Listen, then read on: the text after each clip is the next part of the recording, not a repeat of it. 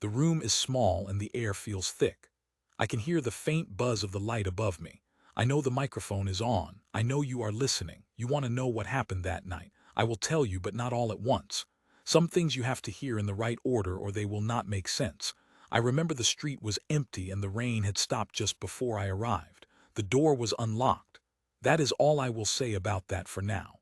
There is another sound on this tape. If you turn it up, you will hear it. A voice, not mine. It will tell you where to look next, but you will not like what you find. The hum is steady now. I can feel it in my teeth more than I hear it. That means the microphone is working. I was told not to look at the red light, but it is the only thing in the room with any color, so my eyes go back to it every few seconds. They said I should start from the beginning. That is not how I remember things. My beginning and your beginning are not the same. For you, it begins when you hear the first word. For me, it began long before the night you want to talk about. It began with a sound, not the kind of sound most people notice. A rhythm. Slow, patient, always just behind me no matter where I was. I will tell you about it, but only when it matters. That night was colder than it should have been. The kind of cold that gets in under your skin and settles there. The rain had stopped an hour earlier, but the ground was still wet and the air smelled of metal and leaves. I remember the streetlights were not all working. That is important. You think you know why, but you do not. One of the lights had been out for weeks, and another was flickering like it could not decide whether to stay alive. Those shadows made the street feel longer. I walked. I did not run. People notice when you run at that time of night. They remember the sound of feet slapping pavement. I let my steps blend into the background, the way a moth blends into tree bark. The building was not locked. It never is when you know how to check. You press gently on the lower frame of the door first, not the handle, and you listen for the click. No click means you can push. I pushed. Inside it was warm but still. That is when I first noticed the other sound. It was not a voice yet, more like the exhale of someone trying not to be heard. I do not know if it was coming from the same room or through the walls. I stopped breathing so I could tell the difference. It was not in my head. That much I know. I moved through the hallway slow enough to count my steps. The carpet muted the sound, but I could feel the give of the floorboards beneath it. That is how you map a place without looking. You remember where the floor sinks and where it does not. There was a sink in the kitchen still dripping. I could hear the water hitting metal, a soft, hollow note every 2 seconds. That is when I knew I was not alone. People do not leave a sink like that if they are gone for the night. I found the room without opening doors. You can smell where people spend most of their time. Warm air, faint traces of detergent, the dull tang of skin. I leaned against the wall just beside the frame. The sound was there again, softer now, a breath followed by something that could have been a word. I could not tell yet. I stepped in. They were sitting in a chair facing the far wall. The television was on but muted, the picture showing a late-night news anchor moving their mouth without a sound. The person did not turn. I could see their hands resting on their legs. No tension. No fists, just resting there. I spoke, though I do not remember the exact words. My voice was quiet enough that it barely left my throat. The head tilted, but only slightly, like they had been waiting for me and no longer needed to pretend surprise.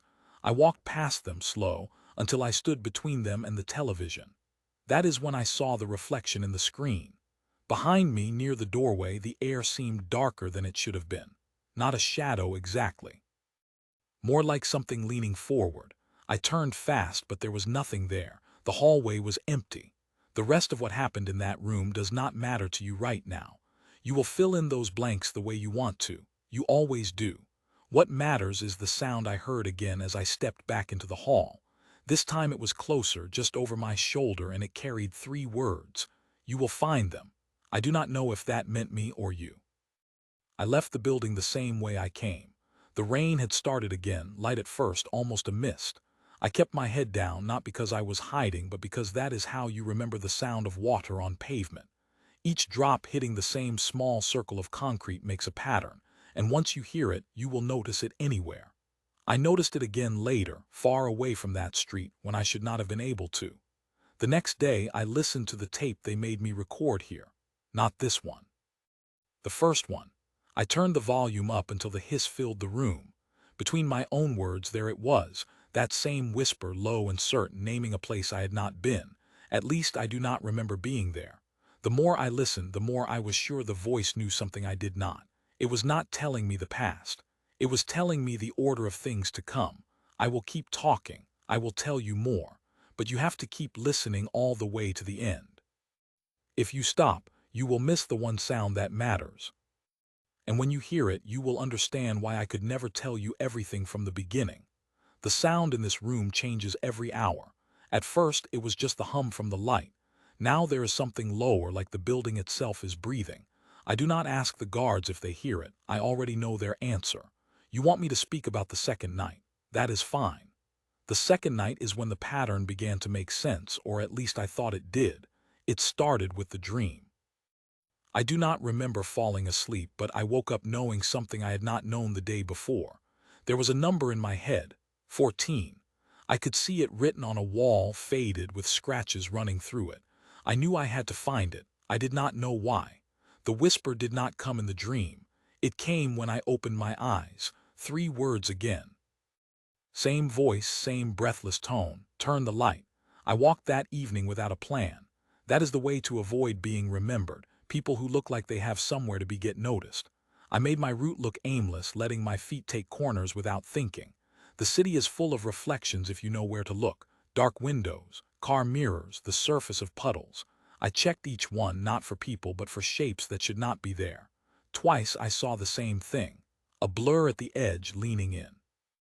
Not close enough to see its face if it even had one.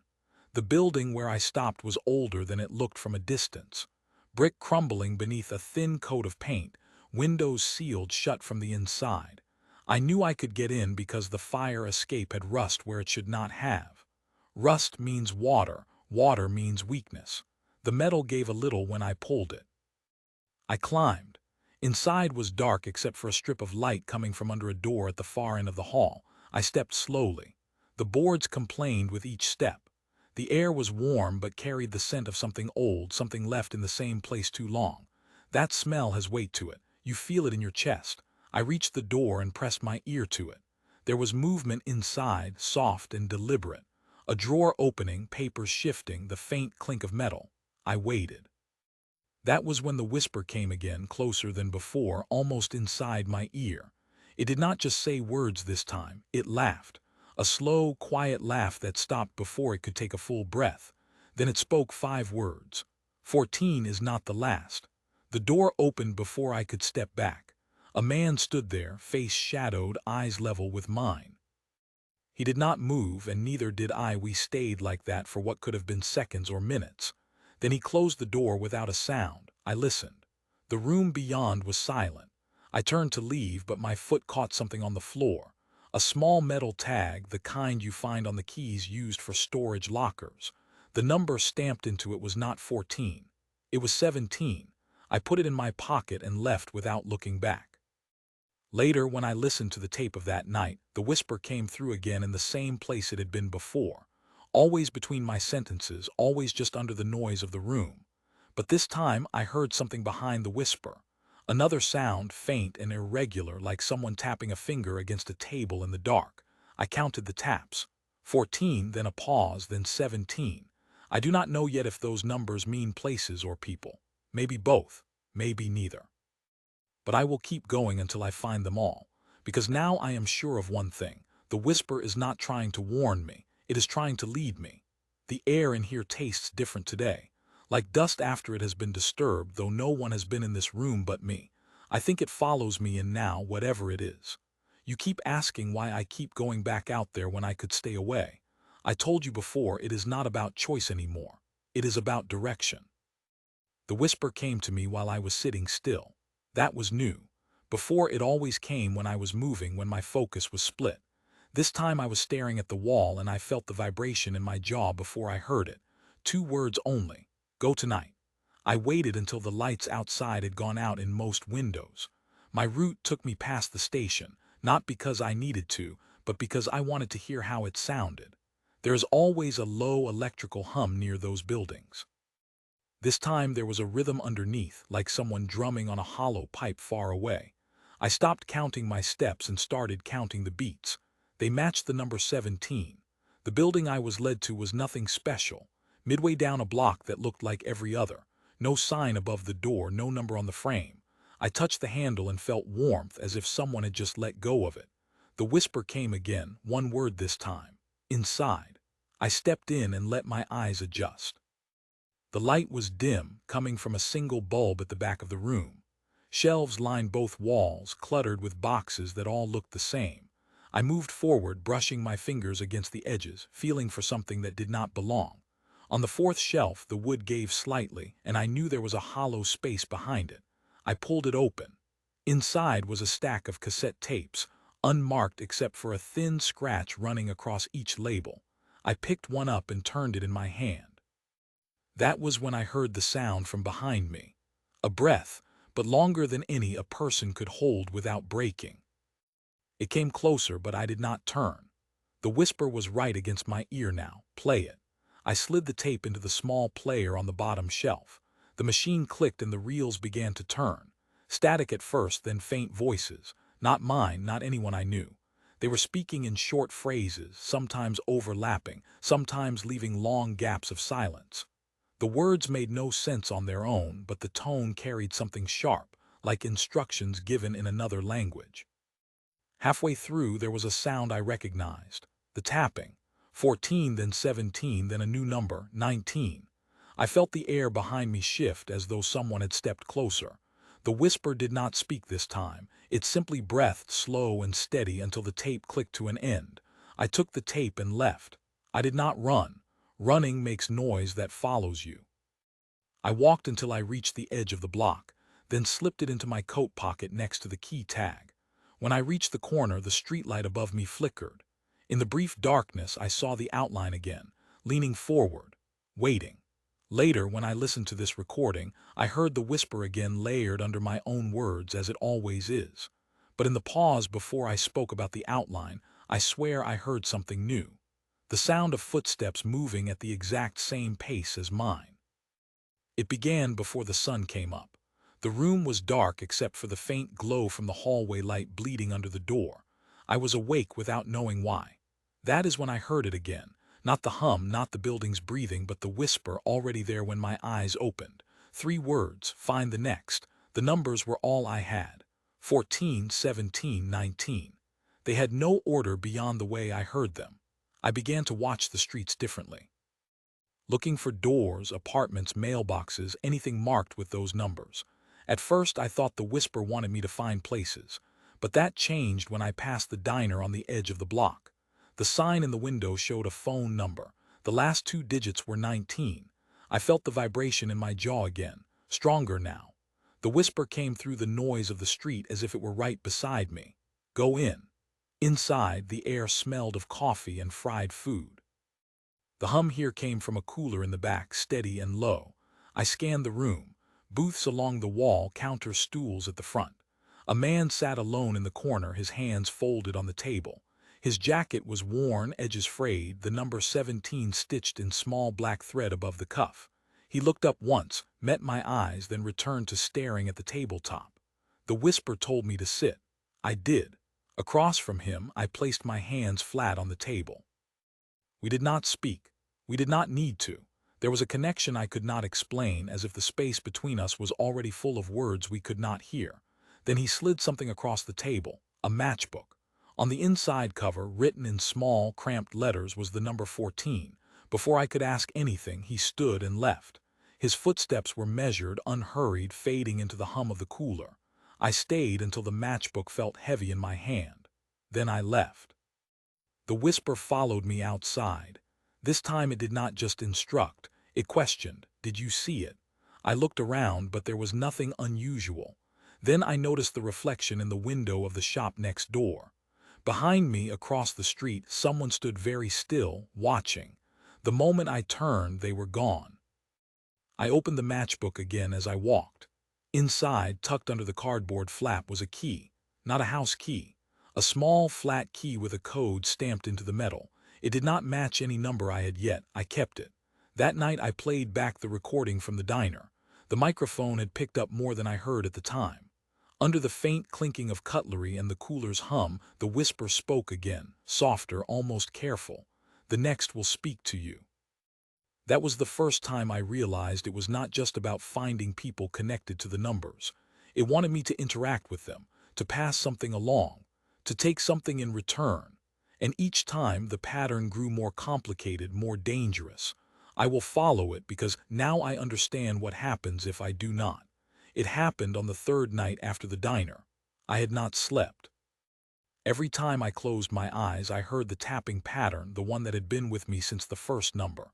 14, 17, 19, but now it had a fourth sequence at the end. 4 slow taps, I could not place them. The whisper came in the middle of the day this time. I was standing in the crowd outside a bus stop when it slid in under the noise of engines and voices. It gave only one instruction: go to the end. I followed without knowing where the end was. My steps carried me through streets I did not recognize, past buildings that felt too tall and narrow to belong here. I stopped in front of a corner store with darkened windows and no sign. The bell over the door did not ring when I pushed it open. Inside was a narrow aisle leading to a counter at the far wall. Behind it sat a woman, head tilted slightly as if she had been waiting for me. Her eyes did not follow me as I approached. They stayed fixed on the space just above my shoulder. I placed the matchbook on the counter. She did not touch it. Instead, she spoke. Her voice was low and even, with a rhythm that felt like it was matching my heartbeat. 4 words: "You are behind already." I asked what that meant, though I do not remember hearing my own voice in the moment. She told me the 4th number, 21. Then she slid an envelope across the counter. I did not open it there. The whisper came again, but it was not in my ear this time. It was in her voice, layered so faintly that I would not have noticed if I was not listening for it. It said the same thing it always says when there is something ahead: "You will find them." I left the store and walked 2 blocks before I opened the envelope. Inside was a single photograph. It showed a hallway dimly lit with a door at the far end. The number 21 was painted across it in peeling white paint. There was no address, no markings on the back. That night I played the recording. When she said the number, there was a sound under her voice. Not the tapping this time. Something softer, like the creak of a floorboard just before someone steps into view. I played it again and again until I could hear the faint intake of breath that followed. That is when I knew. The whisper can use them, the people I am sent to find. It can speak through them when it chooses. And that means it can make them say anything. I waited 2 nights before I went looking for the door and the photograph. The number 21 stayed in my head the whole time, heavier than the others. The whisper did not push me during those nights. It was quiet. That was worse. Quiet means it is already ahead of me. I carried the photograph in my pocket, checking it every few streets, holding it against the real walls and doors I passed to see if the lines matched. Most of the time they did not. But when I turned down an alley behind a row of shuttered shops, I felt the vibration in my jaw again. The whisper came back, softer than before, almost like it was conserving strength. Left. The hallway was narrow, smelling faintly of damp wood and rust. Light spilled in from a single bare bulb near the entrance, leaving the far end in shadow. As I walked, I counted my steps. 11, 12, 13. Each one made the boards beneath me groan. I stopped just short of the door. The number was there, painted in the same cracked white as the photograph, but it looked fresher, like someone had touched it up recently. I put my hand on the knob. It was cold enough to bite into my skin. The whisper gave no instructions this time. That was when I realized I was breathing harder than I should have been. I turned the knob and pushed. The door opened into a long, windowless room lined with shelves. The air was still and warm, thick enough to taste. On the middle shelf sat another cassette tape, unmarked like the others. I stepped toward it, but before I could reach it, I heard footsteps behind me. Slow, deliberate, not trying to hide. I turned. A man stood in the doorway, blocking the light from the hall. His face was unreadable, but his eyes did not blink. He stepped inside and closed the door, leaving us in near darkness. The whisper came again, but this time it was not near my ear. It was in the room itself, surrounding us, as if the walls were breathing the words, "Take it." I picked up the tape. The man did not move. I could hear his breathing, steady and deep. I stepped past him, close enough to feel the heat from his body. He did not stop me, but I could feel his gaze on my back until I reached the hallway. When I got outside, the air felt too open, too bright. I walked until the building was out of sight before I looked at the tape. There was a faint smear of red near the real window. Not fresh, but old, dry, like it had been there for years. That night, when I played the tape, I heard my own voice. I had never been in that room before, but the recording was of me, speaking in a calm, measured tone. I was naming numbers: 14, 17, 19, 21, and then a fifth number I had not heard yet: 23. The number 23 did not feel like the others. 14 was a distant pulse. 17 was a steady drum. 19 was a catch in the throat. 21 was a door that would not stay closed. 23 was a weight placed on the chest. I woke with it pressing down, and I carried it through the day like a bruise that no one could see. The whisper did not need to push. It let the number do the work. I left the room when the hall outside had gone quiet. I counted the breaths between the steps of the guard. There was a rhythm to his rounds, and I waited for the gap that always came after the second pass. I slipped out and made my way down the stairs that smelled of old paint and cold metal. The air outside held the kind of chill that sits on the tongue. I stood still until the street noise sorted itself into layers I could read. Engines, distant music, a dog barking in a slow pattern, and beneath all of it a thin thread that only I could hear. The whisper was there, but it stayed behind the wall of sound. I followed the thread anyway. I chose a route with broken sight lines. I walked a block, then crossed at the corner, then doubled back one building, then continued on. I kept my head level and my pace unremarkable. The whisper tightened in my jaw each time I turned the right way. It loosened when I drifted off the path it preferred. I learned to feel the difference without thinking about it. My feet began to choose on their own. I did not like that, but it made the going faster. The city was asleep in the way that only looks like sleep. Windows held light in thin strips. Curtains moved when no one stood near them. I watched the ground more than I watched the windows. Pavement tells the truth. Cracks do not lie about where water gathers and where weight settles. I followed a line of darkened concrete that carried me past a shuttered repair shop and a fenced lot stacked with pallets. The fence hummed with a low current. The sound made my teeth ache. I kept to the outer edge until the hum fell away. I reached a corridor of freight that had been left to rust. Two long rows of metal boxes faced each other with only a narrow path between them. The smell of wet iron and old oil sat heavy in the air. My breath came out in small clouds that drifted forward then broke. The whisper pressed harder, and I knew I was close. On the side of the nearest box, a plate hung by a single bent screw. It had once been painted. Now it was mostly bare. A number had been scratched into it with a sharp object. The lines were deep and careful: 23. I stood very still and listened. From far off I heard the faint clack of a loose sign against a pole. I heard something scurry across corrugated metal and settle again. I waited for any sound that did not belong. It came as a slow exhale that began behind me and finished at my left shoulder. I did not turn. I did not reach for anything. I did not want to give the shape a reason to close the space. The whisper slid in at the end of that breath and told me to keep moving forward. I walked the narrow path between the rows until it opened into a dead-end square. The ground here was uneven. Puddles had formed in shallow bowls that mirrored the weak light from a single bulb mounted crooked on a pole. The bulb hummed in a pitch that made my eyes water. In the middle of the square stood a man with his back to me. He held his hands at his sides and kept his head at an angle that suggested he was listening to something that I could not hear. I stopped 5 paces away. The whisper did not tell me to go closer. It did not tell me to stay back. It did nothing. I understood that the next choice was mine. I announced myself in a voice that would not carry. He did not flinch. He did not turn. When he finally spoke, his words moved at the same slow pace as the bulb's hum. He said that I had taken too long. He said that the number had already passed through me and would keep passing through until I stopped following from behind. He told me that 23 was not a place or a person. He said it was a transfer. He said that I was the root. I stepped to the side so that I could see his profile. His skin was pale in the bad light.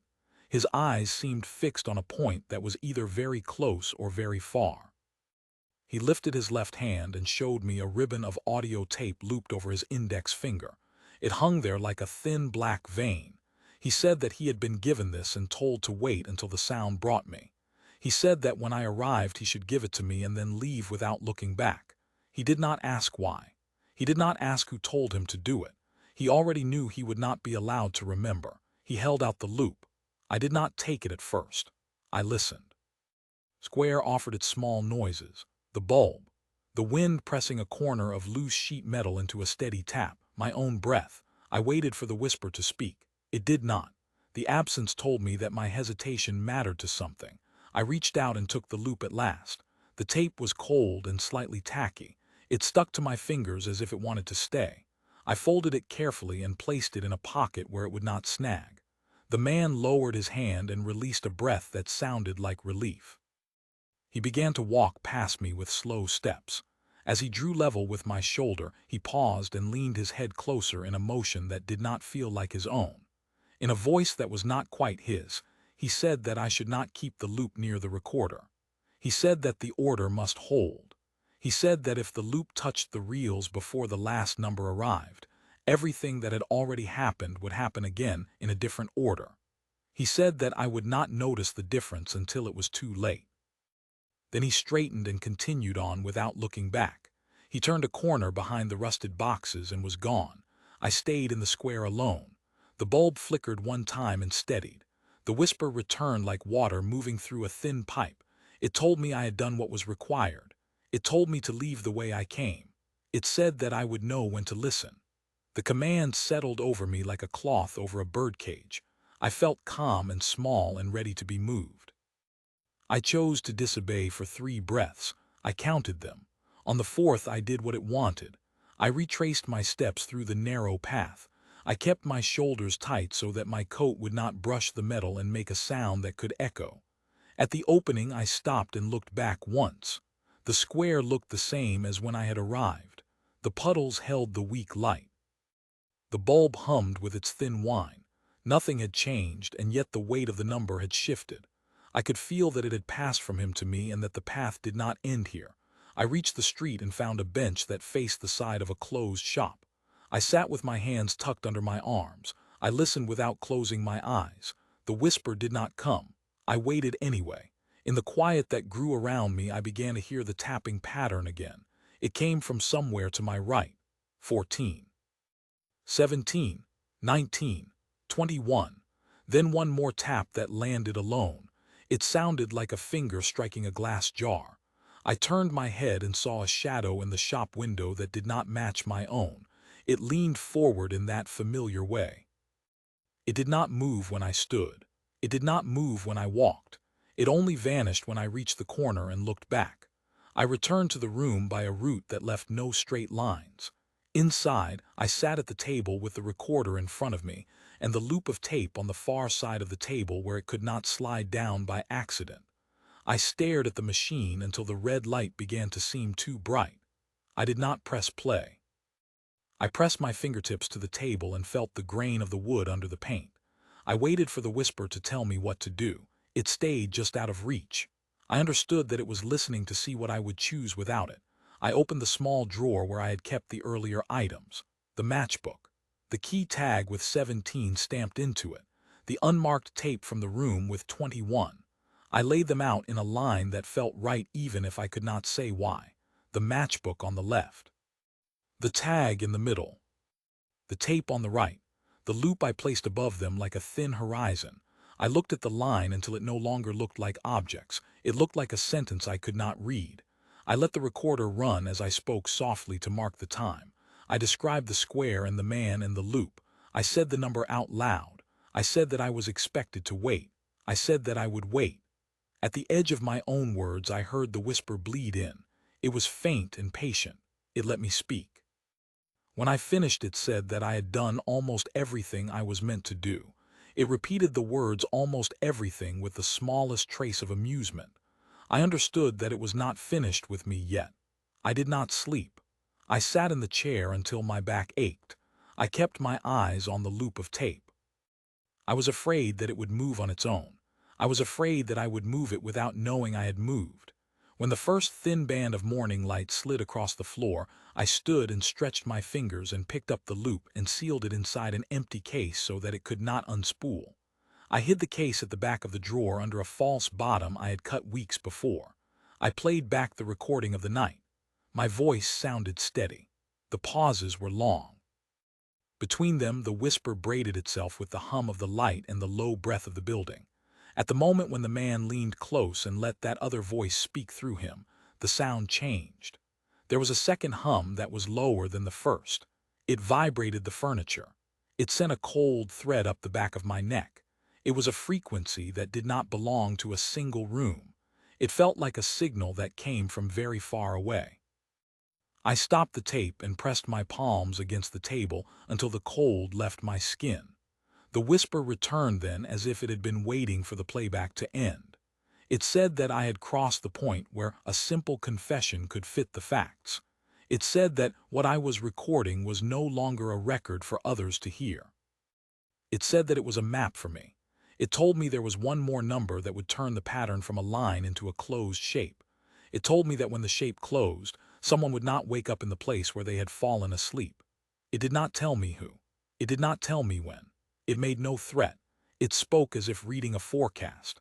I asked the empty room if the last number was already in me. I asked if I had missed it the way a person misses a sound that is too constant to notice. I asked without expecting an answer.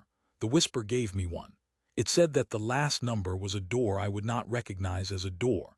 It said that I would pass through it while thinking I had only taken a step forward. It said that the final tap would not be heard by me first. It would be heard by someone who does not know they are listening. I sat with that for a long time. I traced the grain of the table with my thumb. I counted the tiny chips in the paint on the wall that faced me. I tried not to think about the man with the pale face and the ribbon of tape looped over his finger. I tried not to imagine how long he had been standing there before I arrived. I tried not to picture the moment after he turned the corner and vanished. I failed at all of it. When I finally stood, I felt the weight of 23 lift. It did not float away. It locked into place with the others. 14 was still the pulse. 17 was still the drum. 19 was still the catch in the throat. 21 was still the door. 23 was now the hinge that let the door swing. I understood that I could not avoid what came next. The whisper did not need to tell me that. The pattern had already made the decision and I was already moving. The single final tap did not leave me.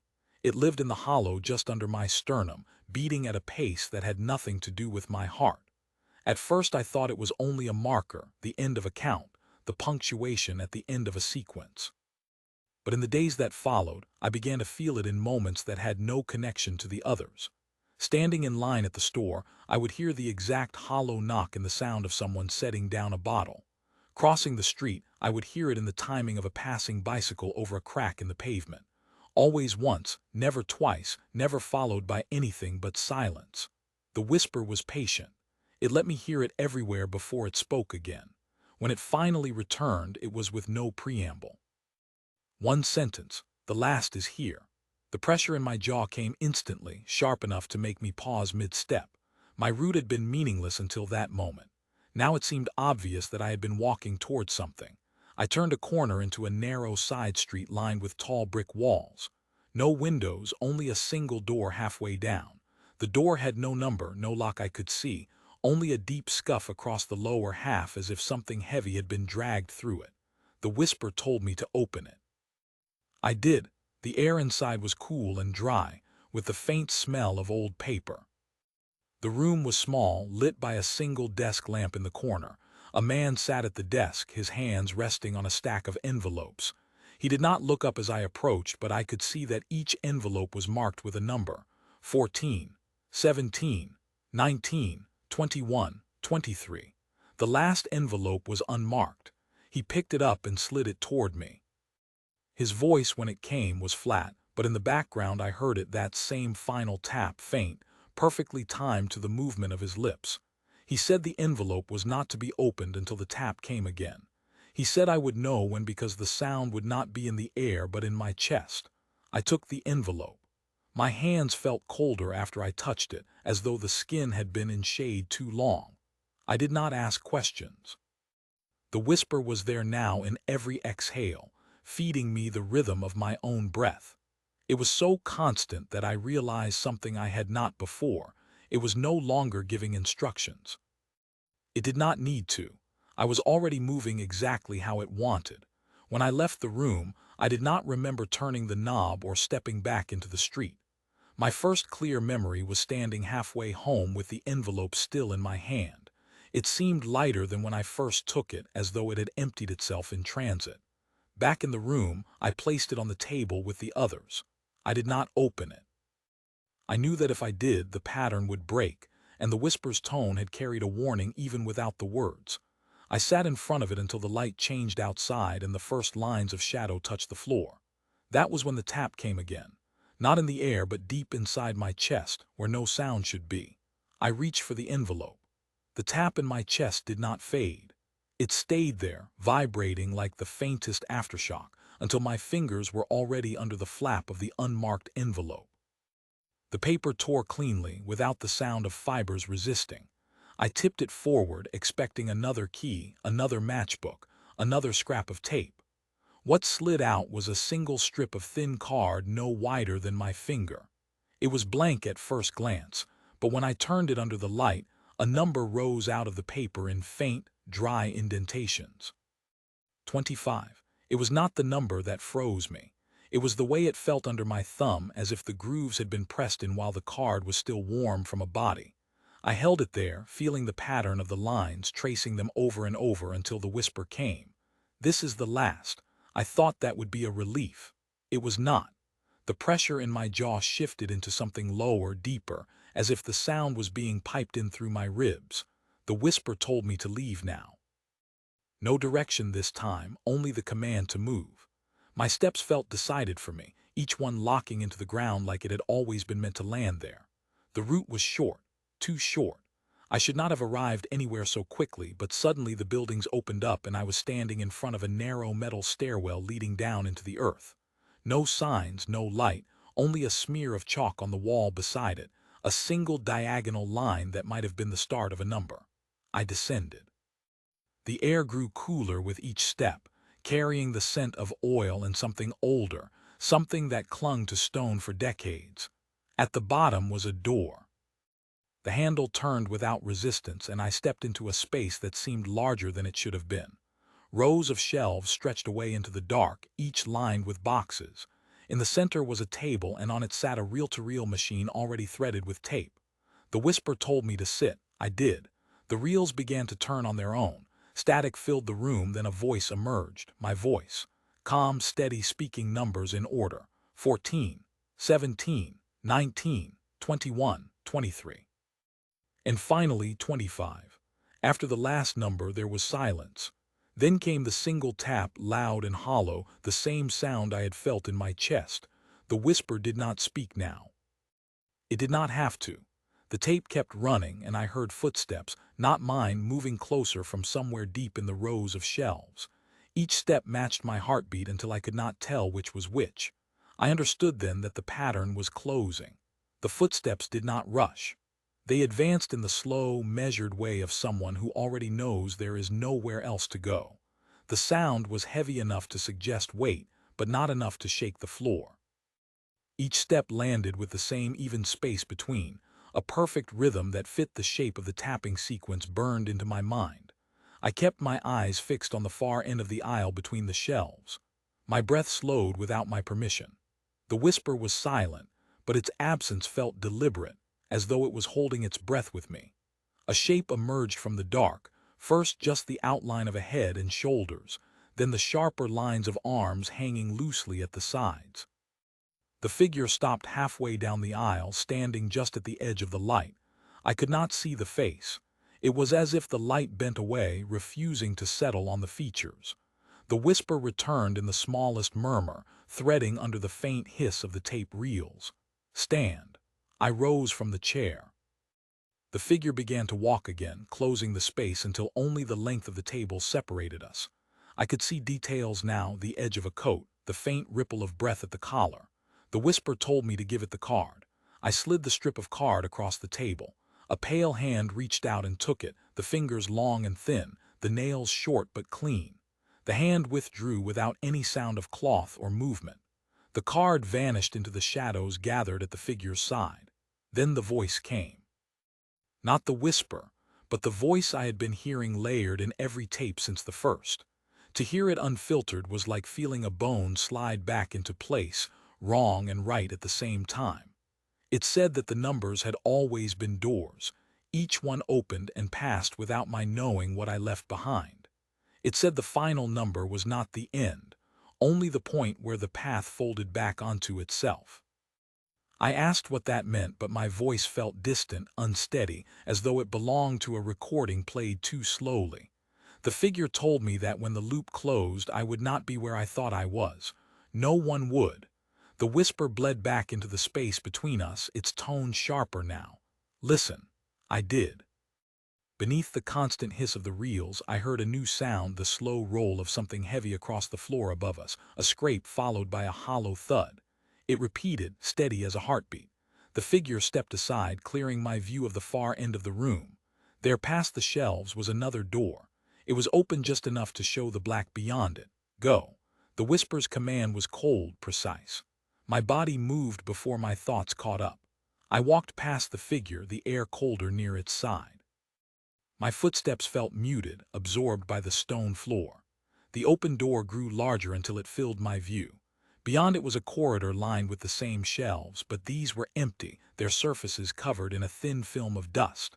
The floor sloped downward, and the air carried the smell of earth and metal. I followed the slope, my steps quickening without reason. The corridor ended in a wall with a single object mounted to it, a small wooden box with a glass front. Inside the box was a hammer suspended above a metal plate. The whisper told me to strike it once. I reached through the opening, wrapped my fingers around the hammer's handle and brought it down. The impact rang through the space, a clear, resonant tap. The sound I had been chasing through every number. It sank into my chest, vibrating outward until my vision blurred. When it cleared, I was back in the room with the reel-to-reel machine. The reels had stopped spinning. The figure was gone. The whisper spoke again, not from behind me, not from the air, but from inside the bones of my skull. You have closed the shape. I looked down at the table. The card with 25 was back in front of me, unmarked, as if I had never given it away. The machine clicked once and began to rewind the tape, the reels spinning faster, the hiss growing louder. I reached out, but my hand stopped just short of the stop button, frozen in place. The whisper told me the recording would start again from the beginning. It told me I would hear myself walk through every number. It told me the order would be different this time. I asked if I would remember any of this when it restarted. The answer came slowly, drawn out like the last breath of something dying. Only the parts you cannot change. The machine clicked again, the reels slowing to a crawl. The hiss faded, replaced by the hum of a fluorescent light. My own voice came through, calm and even, speaking the first number, 14.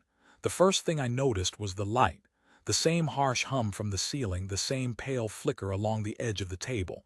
My voice was still coming from the machine, speaking numbers I already knew. 14, 17, 19, 21, 23. I listened to myself name them as if I were a stranger in the room. My own tone was steady, deliberate, stripped of anything that might reveal whether I understood the meaning behind them. The whisper was not present at first. The absence was louder than the tape. I watched the reels turn, their motion smooth, and even the magnetic ribbon pulling the sound from somewhere I could not see. Then, between my spoken numbers, I heard something shift in the background of the recording. A sound like someone moving a chair across a wooden floor far away. The scrape ended, and in that small space the whisper returned, not to me but inside the playback itself. It told the voice on the tape to continue. I stood from the chair and walked around the table, my eyes fixed on the machine as though I could catch the sound leaving the reels and becoming air. The whisper kept speaking to the recorded me, giving instructions that I did not remember receiving the first time. That was when I understood. The recording had changed. air in the room felt heavier, the corners darker. The shape of the table, the angle of the shelves, they were the same, but shifted in some way I could not define. I reached for the stop button, but my hand froze halfway. Not because of the whisper, but because I realized the machine was no longer just playing back the past. It was pulling in the present. I heard a second track underneath the first, faint but distinct, my movements in real time, the sound of my own breathing now. I stepped to the side. On the tape, I heard the faint shuffle of my own foot matching the movement. It was recording me while it played me back, overlapping the two until they were inseparable. The whisper came through the live layer, sharp enough to make the skin on my arms tighten. "Do not leave the chair." I looked down. I was standing, but on the tape, the sound of the chair legs dragging back was missing. The whisper told me again to sit, and my knees bent before I had finished deciding whether to obey. I lowered myself into the chair, and immediately on the tape, my recorded voice began again. This time it was naming something else. Not numbers, places. The names meant nothing to me, short, precise, clipped syllables that could have been streets, rooms, or entire towns. The whisper did not explain. It only spoke once more into the live space. "You will go there." The reels spun without hesitation, feeding the voice into the room. The final place it named was followed by the sound of the tap, the single, hollow note that had lived in my chest for days. I felt it again, deep in the sternum, heavier than before. When it faded, the recording ended with a long breath, mine, drawn out until I wondered how it had been possible to hold it that long. The machine clicked but did not stop. It reversed, the reels spinning faster, the ribbon spooling back. I thought it would start again from the same point, but when it stopped rewinding, the voice that came through was not mine. It was the figure from the shelves, the one who had taken the card. Their voice was softer now, but no less clear. They spoke only to the whisper. They said the shape was closing again. They said the path was not ready. The whisper replied with something I could not understand, a pattern of sounds too quick to be words, too slow to be noise. The figure said they would try again. The machine clicked once more, and my voice returned. 14. I knew then that I had never left the loop. All the walking, the doors, the people with their small objects, it had all been part of this same reel. I had moved through it thinking I was ahead, but I was still inside, circling. I leaned forward, my mouth close to the microphone built into the machine. I spoke directly into it. I asked what would happen if I stopped speaking, if I refused to say the numbers, if I let the reel spin in silence. The whisper answered before the machine could. It told me that the silence would not be empty. It said the space would fill on its own with something else, something that could not be unwound once it was wound in. It told me that if I broke the chain, the numbers would stop being doors and start being walls. The thought of that was worse than the loop. The machine clicked again. My recorded voice from another cycle said the numbers in a new order. The spaces between them were longer now, stretching into stillness. The whisper did not fill them. Instead, in each gap, I could hear a faint knock, one, then one again, then one again. The same sound, perfectly spaced, not counting forward, not counting back. Just repeating forever. I realized then that the single final tap had never been an ending. It was the spine of the pattern, the place where every loop bent before beginning again. It had been in all of them from the start. I just had not been listening for it. The whisper told me I was ready. Ready for what it did not say. It did not need to. The loop had no beginning now. The machine played without rewinding, my voice folding over itself in layers too precise to be chance. Each number fell into place like a bead on a wire, each gap between them narrowing until the rhythm became one long, unbroken line. I could no longer tell which version of me was speaking, the one in the room, the one on the tape, or the one the whisper had been building from the start. The air grew heavier with each pass of the reels. The hum of the light no longer sat in the background. It was in my bones, the same frequency as the whisper when it pressed against my jaw. I could feel it in the tendons of my hands where they rested on the table. My breathing had slowed to match the spin of the reels, my pulse keeping time with the faint ticks from inside the machine. The whisper spoke between my own words. Not instructions now, not questions. Observations. It said the shape was almost shut. It said every door had been opened. It said all that remained was to step through the last without stopping. I asked what would be on the other side. It told me I had already been there. The voice on the tape began naming the places again. Each one clearer than before, the syllables clipped and certain, as if the recorded me understood them now. When it reached the final place, the tap came again, not from the machine, not from the air, but from inside me, so deep it felt like it had been there since before I sat in this chair. The light flickered once. The shelves seemed closer, the shadows longer. The reels slowed without stopping, as though they were winding down of their own accord. My recorded voice stopped speaking. The whisper filled the silence, and this time it spoke not to me but to whoever was on the other side of the tape. It said the carrier was ready. The machine clicked and the tape began to play something new. Footsteps. Not mine. Slow, deliberate, coming closer. The sound grew until I could feel it in the floor under my feet. The last time I had heard them, a figure had emerged from the dark. This time they did not appear. The steps circled the table once, the sound moving from my left to behind me to my right. The whisper told me not to turn my head. Something passed close enough to shift the air over my skin. A shadow touched the edge of the table, then slid away. The whisper told me to place my hands flat. I did. My fingers brushed against something that had not been there before, a new card, colder than the table beneath it. I lifted it into the light. There was no number this time, only a single line pressed so deep into the paper it almost cut through. The whisper said that was the door. I asked where it led. It said I would find out when I stepped through. I asked when that would be. It said soon, and the way it shaped the word made me think it was already happening. The machine began to rewind faster than I had ever seen. The reels blurred, the ribbon slapping lightly against the guides. When it stopped, the first sound was not my voice. It was breathing. Not calm, not hurried, waiting. Then my voice began again, but I was speaking words I had not yet said. I was describing the room exactly as it was now, with the card in front of me and the light flickering above. I described my own hand holding the card. I described the whisper telling me to stand. I stood. The chair slid back without sound. The whisper told me to walk to the wall behind me. I did, the space feeling smaller with each step. My fingers found the seam where the paint ended and the wall tilted inward. The seam widened into a crack, the crack into a line, the line into an opening just wide enough for me to pass through sideways. The whisper told me to keep my eyes forward. I moved into the narrow space, the wall closing in around my shoulders.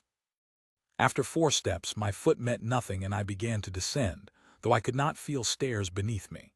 The air cooled until each breath felt like it was drawing something sharp into my chest. I emerged into another room. This one had no shelves, no table, only the reel-to-reel machine in the center on a pedestal. The reels were still. The ribbon of tape ran off the side and coiled onto the floor in loose loops. The whisper told me to take the card and place it against the machine. When I did, the tape twitched once and began to spool itself back onto the reel. The light in this room dimmed until only the machine was lit. The whisper said that when the reels were full, the door would close. It said that once it closed, the pattern would be sealed in me. I asked what that meant for everything outside the room. It said nothing would be the same. The tape spun faster, pulling in the last loose loops. My pulse matched its pace faster and faster until I felt I was moving with it. The moment the last loop vanished, the reels stopped. The light went out. I was back in the chair. The light above me hummed. The shelves were in place. The table was bare. The machine was in front of me, the red light steady. My voice was on the tape, speaking the first number, 14.